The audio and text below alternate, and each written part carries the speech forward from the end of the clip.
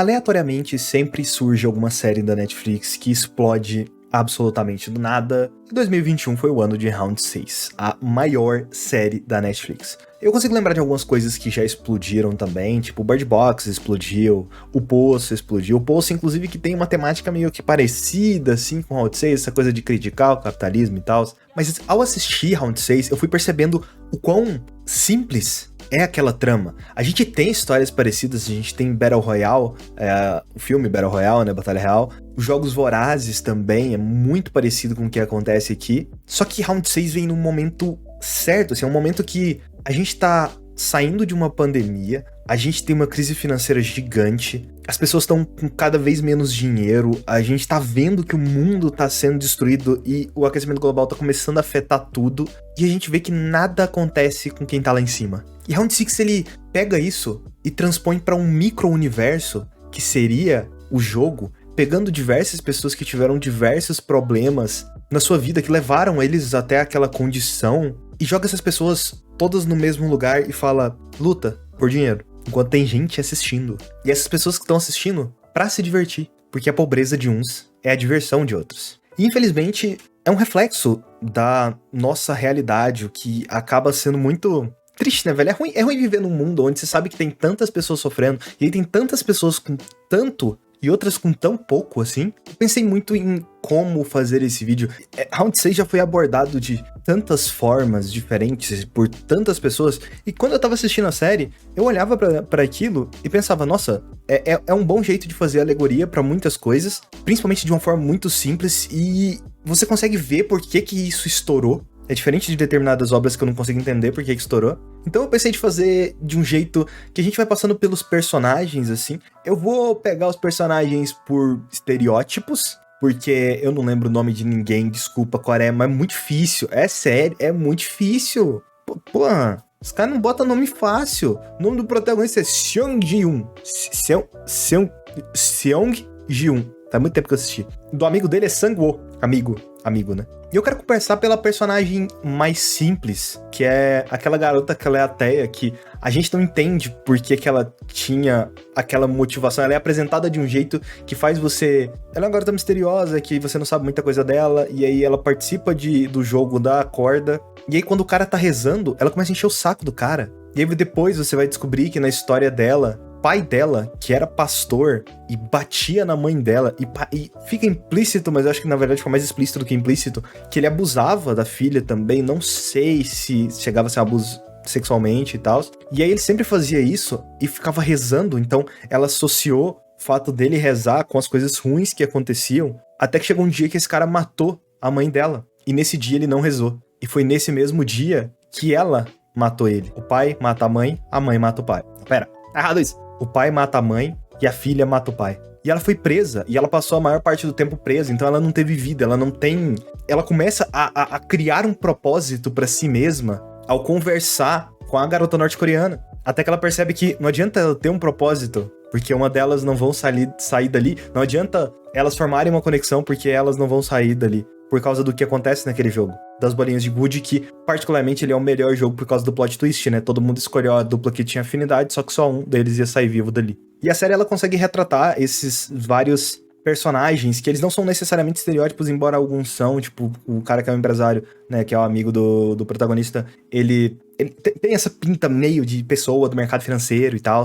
E são personagens relacionáveis, você consegue entender por que determinada coisa aconteceu. Pô, até ela não teve chance de viver, tipo, tudo aconteceu quando ela não sei falar mais. Tudo aconteceu quando ela era muito jovem, então ela não teve chance de viver mesmo, direito, assim, sabe? Pô, a garota norte-coreana, ela morava na Coreia do Norte, a gente sabe que a Coreia do Norte, né, Coreia do Norte é problemática. Ela imigrou junto com o irmão, e aí ela precisava de dinheiro pra mandar pra mãe dela. Na verdade, pra trazer a mãe dela, né, pra Coreia do Sul. Só que aí ela entregou dinheiro pra alguém e um cara fugiu com dinheiro, velho. Eu não sei o quão comum é esse tipo de situação lá fora, mas vivendo no Brasil a gente sabe o tanto que as pessoas querem migrar para os outros lugares, por mais que o Brasil não seja uma Coreia do Norte, que é um país horrível, principalmente há alguns anos pra cá, E isso é contado pra gente no jogo 1. Na verdade, se eu não me engano, é depois do primeiro jogo acabar que todo mundo sai do jogo. E aí no jogo 2, é dito pra gente que o pai dela, durante o processo de imigração, que eles estavam fugindo dali, né, de barco, o pai dela levou um tiro e morreu. A mãe dela foi capturada e deportada. São literalmente... tem uma coisa que acontece no primeiro jogo, né? Porque você tem o primeiro jogo, e aí todo mundo vota pra ver se quer continuar jogando. E a maioria das pessoas dizem que não querem continuar jogando. E aí aquelas pessoas decidem voltar pro jogo, porque a vida real é um inferno pior do que no jogo. Eu acho que como brasileiro a gente se relaciona muito com isso por causa de tudo que no nosso país passou, principalmente por causa não só por causa da pandemia, que já vinha passando, mas toda a pandemia teve a questão a fome voltou, o país voltou pro mapa da fome, gasolina tá extremamente caro, não tem emprego pra ninguém, então... Essas pessoas mostram o fundo do poço delas vivendo um inferno diário, que é melhor elas participarem de um jogo em que elas podem morrer, mas com a possibilidade de ganhar um pouco de dinheiro pra melhorar na vida. Não um pouco, né? Ganhar muito dinheiro pra melhorar na vida. Na verdade, uma pequena possibilidade.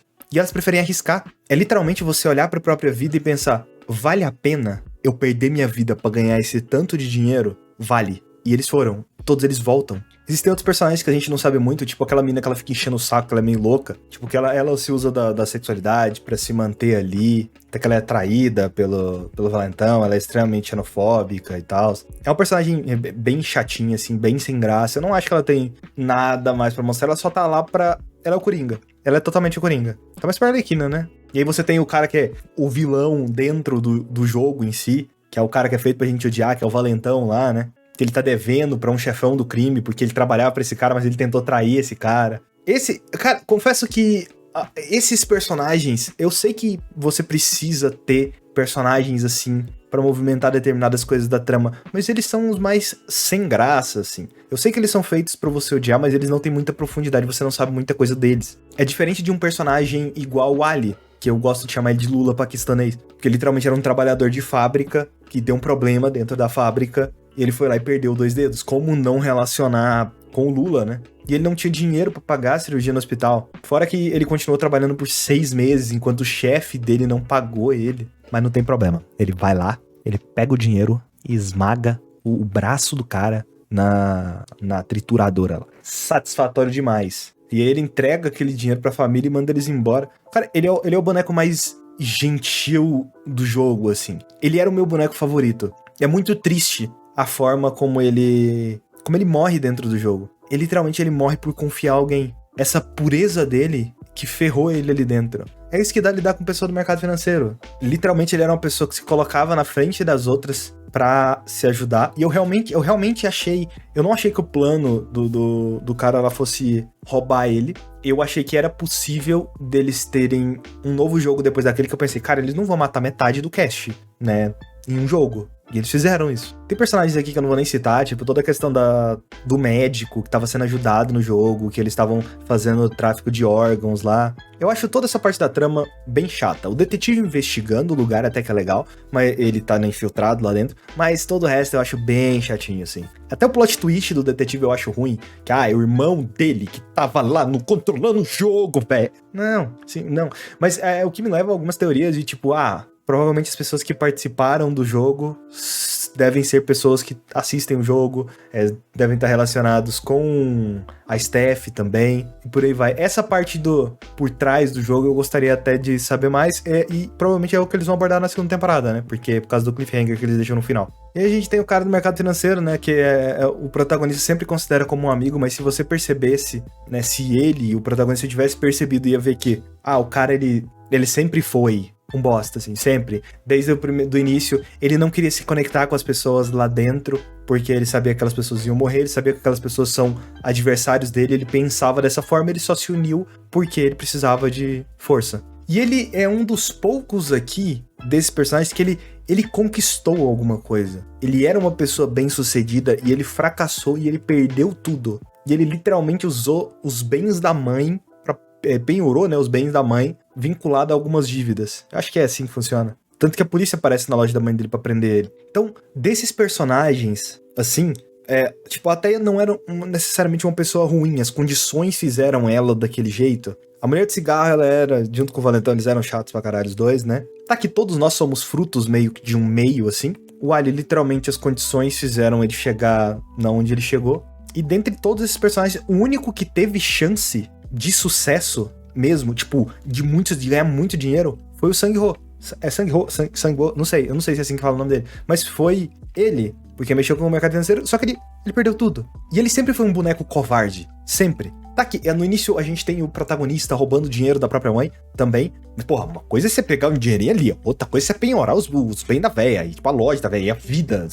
Ele acabou com a vida dela. Então era tipo assim, era meio óbvio desde o início que ele ia ser um filho da puta. Ou xinguei a mãe do cara, né? Ele ia ser um merda. E a gente tem os dois últimos personagens. É uma série que ela tem poucos personagens, né? Dá até pra fazer essa análise de forma mais tranquila. Que são os dois que mais estão vinculados ali. Que é o nosso protagonista e o velho. O velho, ele é o organizador dos jogos. Só que ele achou que no último jogo ele deveria participar do jogo. Ele achou que seria mais divertido participar do jogo do que só assistir. Não é à toa que na primeira brincadeira lá da boneca, ele tá rindo, ele tá se divertindo naquilo. Quando eu vi aquilo, eu não imaginei que ele poderia ser o organizador. Mas eu pensei, ele tá se divertindo porque, como ele não tem muito tempo de vida, que ele falou que ele tinha doença lá, essa é uma das poucas vezes que ele pode se divertir em um jogo, em alguma coisa, mesmo tendo o risco dele morrer ali com um tiro. E os outros jogos, eles também são feitos pra proteger o velho, né? O jogo que você tem que escolher a dupla, todo mundo esperava que o velho fosse ser deixado pra trás. Então aquele último que tinha sido deixado pra trás ia ser o quê? Salvo. No jogo lá da lambida, do doce, né? Ele escolheu a figura mais fácil. E eu gosto muito da motivação do porquê ele fez isso. Eu sei que algumas pessoas não gostaram. Ele tava entediado. Eu vi que algumas pessoas acharam que, ele poderia escolher o sucessor dele pelos jogos. Mas já teve muitos jogos, muita gente já ganhou. Ele pode escolher qualquer uma daquelas pessoas. Pra que ele vai pegar esse cara do último jogo? E aí toda aquela cena final é bem ruim, assim, dele falando que, olha aquele mendigo ali, vamos ver se alguém vai ajudar ele. E aí aparece uma pessoa pra ajudar. O que contrapõe o que o velho acabou de falar. Então, faz muito, né? E aí a gente chega no protagonista, né? Que é a primeira cena que a gente vê, literalmente, ele roubando o dinheiro da mãe dele pra ir fazer a aposta pra depois comprar presente pra filha. Tipo, é um momento em que você vai sentir raiva por ele estar roubando dinheiro da mãe dele, né? Mas ao mesmo tempo você vai sentir mais raiva ainda por ele estar jogando ali, gastando em aposta. Mas depois você percebe que era por um motivo nobre, assim. Uma coisa interessante que me disseram, se é verdade, ele assina um contrato de renúncia à integridade física. Parece que esse contrato realmente existe na Coreia do Norte. Coreia do Sul. Coreia do Sul. Norte deve... Norte. Se tem a Coreia do Sul, o negócio dele não vai ter na Coreia do Norte. E aí soma ainda mais problemas. O fato da mãe dele ser diabética e aí não tem plano de saúde. Eu não sei se existe plano de saúde gratuito lá, porque esse tipo de problema ela não teria aqui no Brasil, por exemplo. Ela seria internada de graça. E ela vai pedir dinheiro pra ex-esposa, mas a ex-esposa não tem dinheiro. Aí é o marido dela que tem, e o marido dá dinheiro, ao mesmo tempo que pede pra ele se afastar. Pra ele aquilo é uma humilhação e dá um soco na cara do cara, na frente da filha dele. Mas todo o plano dele é pegar o dinheiro pra tentar conseguir a guarda da filha de volta, né? Coisa que quando ele ganha o dinheiro ele nem sequer tenta fazer. E aí meio que a gente descobre que quando foi que tudo deu errado na vida dele, ele tava 10 anos trabalhando em uma montadora de carro, os caras destruíram a empresa lá, parece que foi uma galera que comprou a empresa, destruíram a empresa, demitiram os funcionários, a filha dele tava para nascer, e aí teve uma greve lá, e aí teve um amigo dele que morreu ali naquela greve. E depois disso, só a ladeira abaixo a vida dele. São pessoas... Quase todos os personagens aqui são pessoas fáceis de se identificar com elas, porque são problemas que poderiam acontecer com qualquer um de nós, eles são pessoas comuns. E ainda tem o fato de que a filha dele vai morar nos Estados Unidos, vai ficar longe do pai, e, nossa, é uma tristeza. Mas então, já eu dei um panorama, assim, geral dos personagens, vamos falar um pouquinho sobre o plot em si da série. Muito interessante como o jogo funciona, porque você tem um primeiro jogo, todo mundo vê a carnificina, e aí depois disso as pessoas votam se querem entrar no jogo ou não. Todo mundo votou não, mas aí as pessoas percebem que a vida é um inferno e aí elas voltam pro inferno que é o jogo. E aí de lá eles têm outros jogos. É tão simples, né, o primeiro jogo, literalmente é o da batatinha frita, né, que inclusive viralizou isso. Você só pode se mover quando a boneca cantar. Quem se mover fora disso, morre. E morre a caralhada de gente. As regras são muito simples e eu acho que isso que apela pra tanta gente conseguir entender e assistir essa série. E aí tem a primeira vez que eles falam que tem gente assistindo o jogo, né? E eles citam várias vezes que existem VIPs nesse mundo. A pior trama, como eu falei, é que eu nem vou entrar muito nela aqui, eu acho ela realmente muito fraca, assim, eu acho ela sem graça. Aqui é a do médico e aí do tráfico de órgãos, como que aquilo tá acontecendo há tanto tempo, assim, ninguém viu. Pô, o tanto de câmera, o tanto de coisa que não tem nesse lugar, ninguém viu. Que tem literalmente uma alavanca que você aperta e desce pra baixo. Será que a organização? Provavelmente a organização. Não, a organização não tava envolvida quando eles descobrem e matam os caras. Então não faz nem muito sentido aquilo ali. Era só... Eles colocaram aquilo só pro detetive ter mais alguma coisa pra investigar. Como se o jogo já não fosse suficiente. E aí o jogo...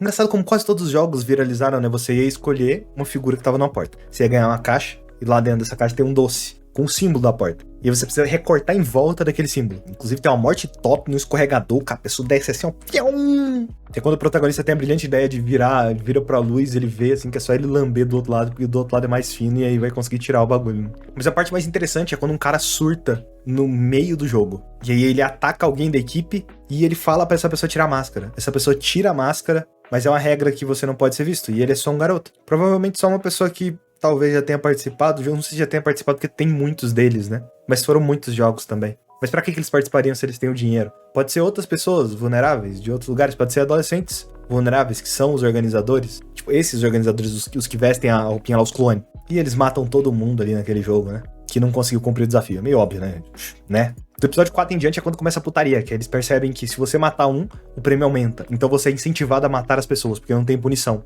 E aí depois você descobre que eles deram menos comida de propósito, pra gerar briga e atenção. É um Big Brother, né, velho? É literalmente um Big Brother, né? O do Cabo de Guerra foi top. O do Cabo de Guerra, assim, ele foi muito legal. Foi um dos mais legais. Porque é um negócio muito simples. Eu acho que é porque eu tenho uma relação maior com o Cabo de Guerra, porque já brinquei com o Cabo de Guerra. Cabo de Guerra é uma brincadeira comum no Brasil. O jeito que eles fazem, aquela coisa de você... Agora vai dar 3 passos pra frente. E aí volta pra trás, o outro quase cai lá no negócio. É bem interessante, assim, o que eles fazem. Se desse errado, o velho tinha morrido ali. Que aqui é quando desenvolve a treta da mina louca com o Valentão, porque o cara não quer ela, o cara só quer os homens fortes na fase. Aí o nosso protagonista fica com as pessoas mais fracas, e aí o velho salva todo mundo por causa da técnica. O jogo 4, que é o jogo mais pesado, que é o de dupla.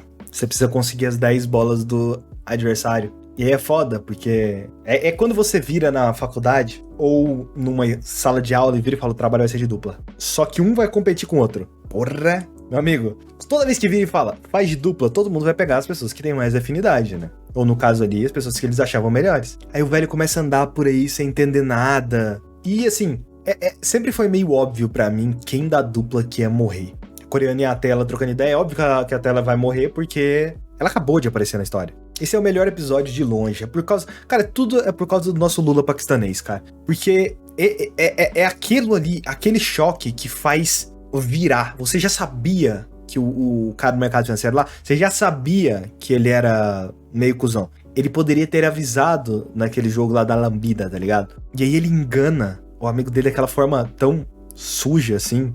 Aquilo realmente mexe, cara, porque ele é o melhor boneco que tem ali dentro, vai matar o melhor boneco. E aí o protagonista começa a fazer a mesma coisa. Ele começa a enganar o velho pra conseguir as bolas de gude do velho. E aí a forma como o episódio é construído, alternando entre todos esses jogos, as pessoas jogando, e você fica naquela tensão de, cara, e agora? E agora? O que vai acontecer, né? E aí, lá para no final, o que vai fazendo? Jogo por jogo, vai se completando. A Minatella simplesmente entrega o jogo, ela joga a bola assim pra baixo e entrega o jogo. Como eu disse, o protagonista ele vai mentindo pro velho, o cara engana o outro, e tudo isso vai se completar pra chegar naquele momento em que você tá vendo só o velho e o nosso protagonista, e você gosta muito dos dois, até que você percebe que o velho sabia de tudo, cara. E mesmo assim ele deu a última bolinha de gude pro cara. Esse episódio é incrível. Esse episódio é incrível. Fazia muito tempo que eu não vi um episódio de alguma coisa tão boa igual foi esse episódio. Até o casal que tinha lá dentro, né? O marido ele ganha da esposa, a esposa dele morre e logo em seguida depois ele se mata também, que é história triste, né? Mas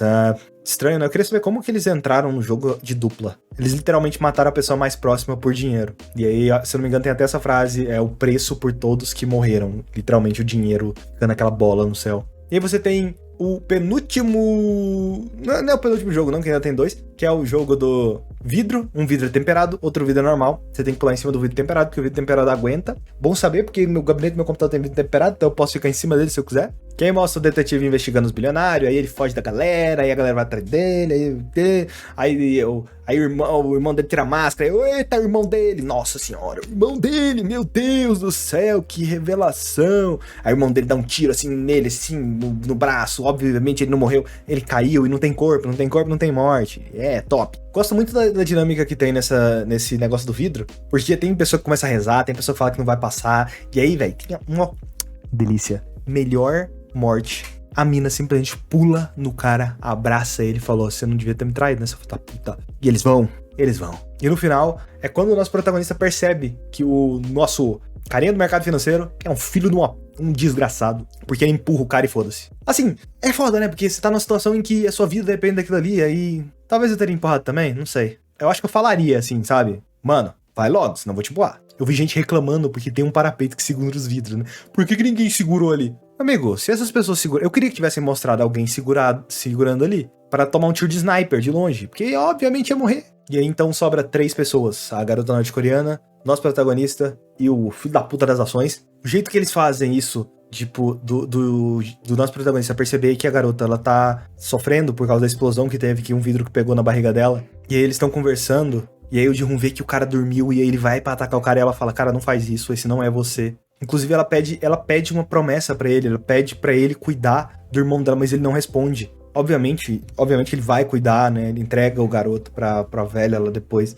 Ele não cuidou não, ele entregou pra velha. Aí eu falo, eu matei o filho seu, mas aqui tá outro, não tem problema. E aí o último jogo que a gente tem, na verdade, ele é o primeiro jogo que foi mostrado lá no início da série. Começa a chover, batalha no Vale do Fim, Naruto versus Sasuke, tá ligado? E nesse jogo é interessante, tem um detalhe muito interessante que eu percebi na edição. Diversas vezes a câmera muda pra trás da visão dos bilionários, como se você fosse uma pessoa ali assistindo. Que querendo ou não, a gente tá se divertindo, entre aspas. A gente tá vendo eles sofrerem, eles lutarem ali. E aí você tem o protagonista indo matar o cara, mas o protagonista desiste porque ele é muito bom. E aí o que acontece? Ele pega a faca que o protagonista tinha usado, corta o próprio pescoço.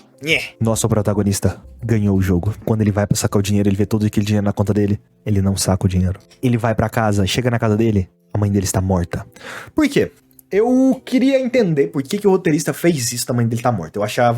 Eu acho que seria muito mais interessante ele conseguir pagar o tratamento pra mãe dele, só que a mãe dele morrer, porque não tem como fazer nada. Porque o dinheiro não vai salvar ela. Pra mostrar que o dinheiro não significa muita coisa, porém isso meio que contradiz também parte da série, que mostra que o dinheiro, ele é muita coisa também, porque o dinheiro resolveria a vida de quase todas aquelas pessoas. Na verdade, provavelmente todas aquelas pessoas. Logo que ele sai do jogo, tem uma cena muito legal, assim, legal entre aspas, né? Uma cena muito boa, que é da mãe do Sang-woo perguntando cadê o filho dela? Se ele sabe alguma coisa. Aquela cena é de quebrar o coração, assim. Depois de um tempo, depois de um ano, se eu não me engano, ele recebe um cartão dourado. E esse cartão dourado era do velho. O velho tá vivo. Como eu não tinha pensado que o velho tava... Porque assim, eu vi quando eles mataram o velho, porque a câmera, ela dá uma afastada e não mostra eles matando o velho. Eu pensei, olha que eu sou a mesma pessoa que fala... Frase inacabada. Eu sou a mesma pessoa que fala que sem corpo, sem morte. Eles não mostram o corpo do velho. Eu pensei, né, velho, o cara é velho. Eles não vão fazer o cara tomar um tiro e cair no chão, porque pode quebrar um osso.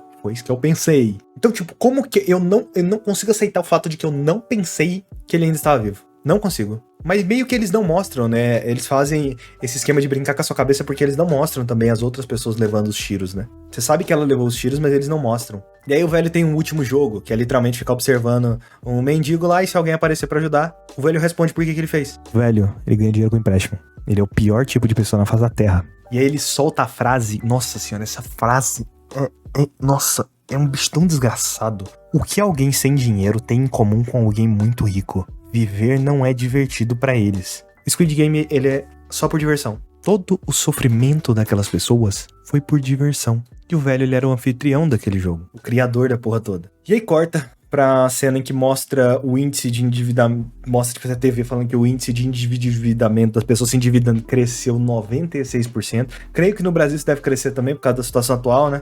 E aí eles citam o fim das restrições governamentais sobre empréstimos, que agora dá pra você fazer muito mais empréstimo. E tem uma coisa que eu não entendi. Isso é um ano depois, certo? Se você assistiu, você entendeu? Me diz aí. Isso é um ano depois, certo? E aí ele vai atrás do irmão lá da mina da Coreia do Norte, e aí pega o moleque e entrega. Ele deixou o moleque 1 ano. É ninguém. Que filho da puta. Até que tem um momento assim que você fala, tipo assim, caralho, ele escuta os tapas no metrô e ele sai correndo pra ver atrás do cara, só que ele não vê E aí ele briga tudo com o cara e rouba o cartão do outro cara do jogo. E quando ele vai entrar no avião, ele liga pra eles. O cara manda ele não fazer besteira e entrar no avião. Ele volta e esse é o cliffhanger. Ele quer acabar com os jogos. Olha, eu acho que não precisava desse cliffhanger. Mas assim, confesso que eu tô curioso pra saber como que o autor vai trabalhar isso. Porque ele já mostra parte de como funciona. Existem pontas soltas aí no meio pra gente ver como que a situação funciona. Principalmente na parte do detetive, né? Agora é colocar o detetive pra caçar o cara e aí os dois se juntar pra tentar derrubar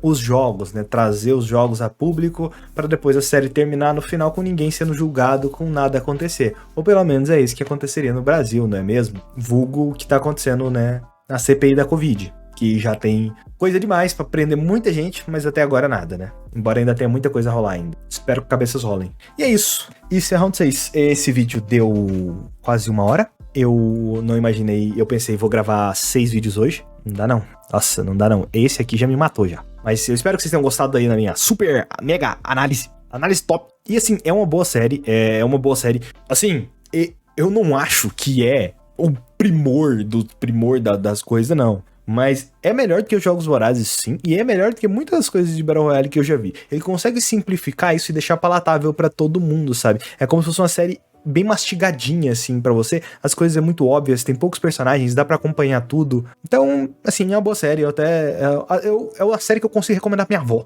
Esse é um bom exemplo. Mas então é isso, eu espero que vocês tenham gostado dessa análise. Se você gostou, pelo amor de Deus, deixa um like aí, velho. Porque dá trabalho fazer esse negócio aqui. Aproveita e entra lá no Discord pra gente trocar ideia, falar sobre Round 6, falar sobre anime, falar sobre realidade virtual, né? Sobre diversas coisas. Então, é isso. Eu sou o Skyper e eu vejo vocês no próximo vídeo. Tchau!